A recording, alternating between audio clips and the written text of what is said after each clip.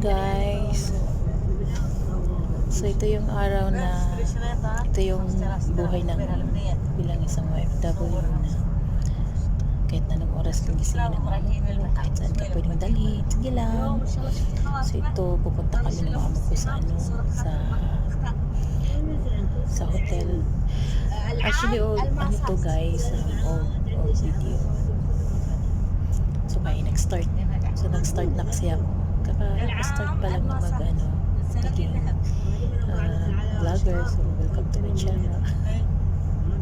So ito, ayan. So ina-upload ko lahat yung mga videos ko dati.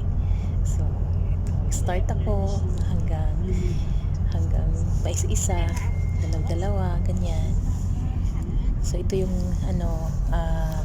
buhay ko sa Qatar.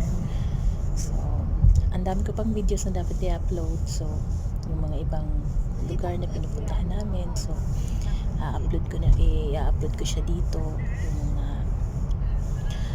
life ko as an OFW. Yan. So I hope you enjoy na mag-watch ng aking videos. Thank you.